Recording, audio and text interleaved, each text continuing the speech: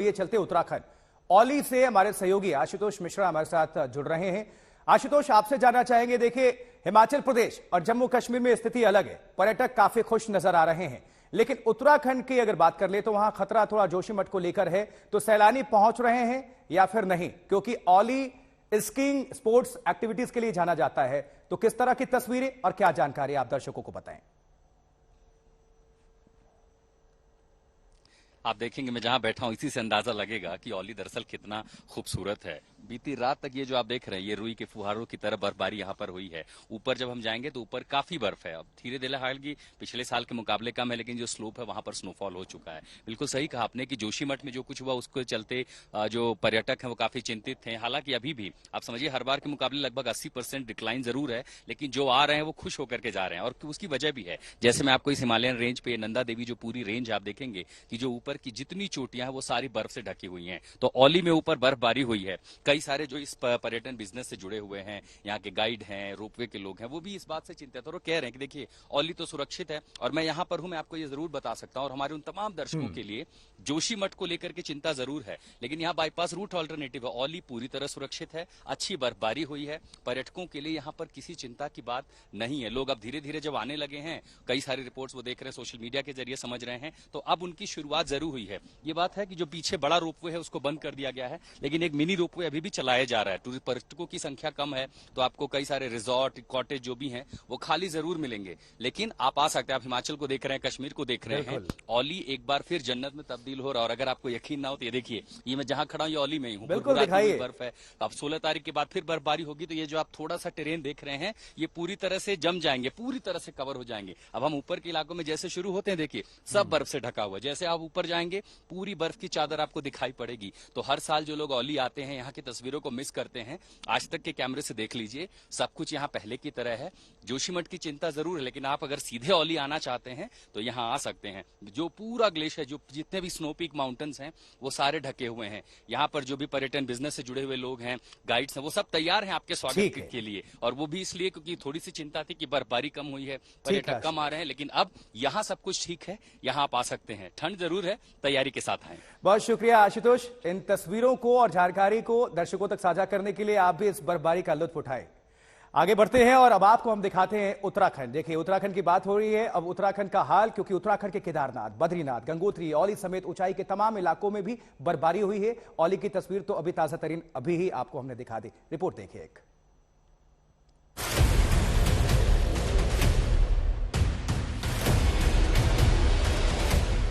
मशहूर पर्यटन स्थल चक्राता में बर्फबारी की खूबसूरत तस्वीरें देखकर आपकी आंखें चमक गई होंगी।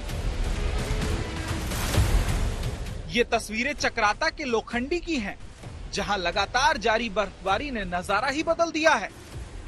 पर्यटकों की मन की मुराद पूरी हुई है तो कारोबारियों की आंखें भी चमक गई हैं। चक्राता तो वैसे भी पर्यटकों की पसंदीदा जगह रही है।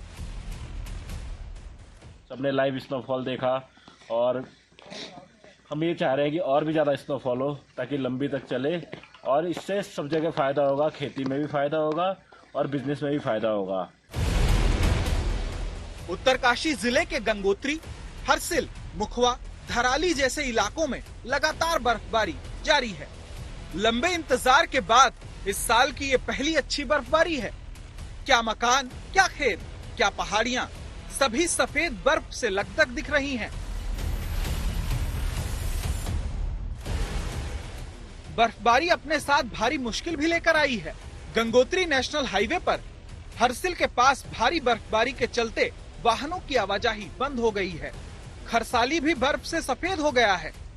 यहाँ भी रास्ते बंद हो चुके हैं और इन्हें खोलने का जिम्मा अब सीमा सड़क संगठन के जवानों पर है।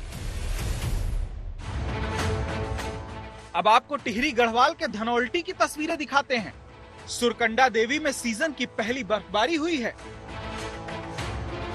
बाबा केदार तो अपने शीतकालीन गद्दी स्थल ऊखीमठ में विश्राम कर रहे हैं, लेकिन उनका धाम बर्फबारी के आगोश में है।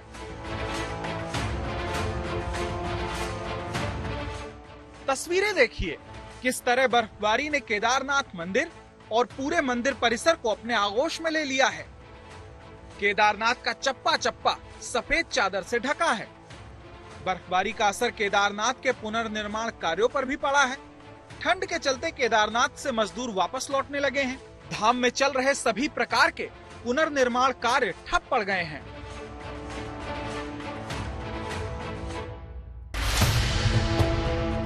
अब जरा औली का नजारा देख लीजिए। उत्तराखंड में स्कीइंग के लिए मशहूर स्की रिजॉर्ट औली में भी लगातार बर्फबारी हो रही है। औली में देर से बर्फबारी हुई है, लेकिन इस बार सैलानियों की आमद पहले की तरह नहीं दिख रही। जोशीमठ में जो कुछ हो रहा है उसका असर औली पर भी दिख रहा है। औली कम से कम सुरक्षित है। बड़ा केबल वे जो रोपवे है वो बंद है, छोटा रोपवे चल रहा है, लेकिन उसका असर ये दिख रहा है कि यहाँ बिल्कुल सन्नाटा पसरा है। इक्का दुक्का टूरिस्ट आ रहे हैं और उससे जाहिर है कम से कम औली में कुछ होने वाला नहीं है। ये पूरे उत्तराखंड की जो एक आर्थिक त्रासदी बन जाएगी, यहाँ के जो पूरा कारोबार है, कमाई है, उस पर असर पड़ेगा। औली से मदन प्रसाद के साथ में आशुतोष मिश्रा, आज तक।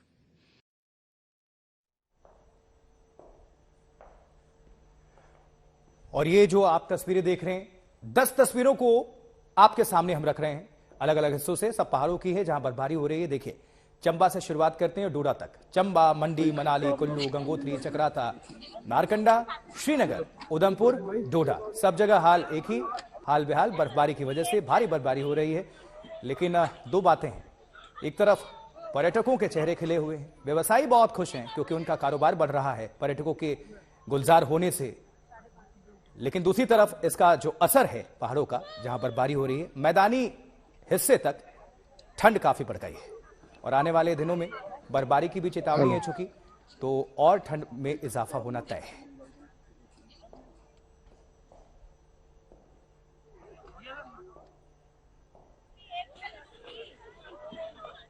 उत्तर प्रदेश में एक बार फिर कड़ाके की ठंड लौट आई है। शीतलहर को लेकर अलर्ट जारी कर दिया गया है और फिर वही धुंध वापस आती दिख रही है। मेरी मौजूदगी इस वक्त लखनऊ के मरीन ड्राइव पर है और तस्वीरों के जरिए अगर मैं आपको समझाऊं, इस वक्त सुबह का समय है और आप अगर इन पेड़ों को देखेंगे और जिस तरह से इन पेड़ों की पत्तियां हिल रही हैं, वो बता रही हैं कि इस वक्त कितनी तेज हवाएं, ठंडी हवाएं चल रही हैं। और ये जो पेड़ आपको इस वक्त घने हरे दिखाई पड़ रहे हैं, जैसे जैसे मेरा कैमरा पीछे की तरफ जाएगा आप देखेंगे कि ये जो पेड़ हैं, इनका जो रंग है वो उनमें सफेदी बढ़ती जा रही है, क्योंकि यही इस वक्त का सिनेरियो है। यहाँ से जो फॉग है, जो धुंध है, वो साफ आपको दिखाई पड़ रही है। और अगर मौसम विभाग की आप माने तो फोरकास्ट कर दिया गया है कि आज शाम से अगले 4 दिन तक यूपी में टेम्परेचर और नीचे जाएगा।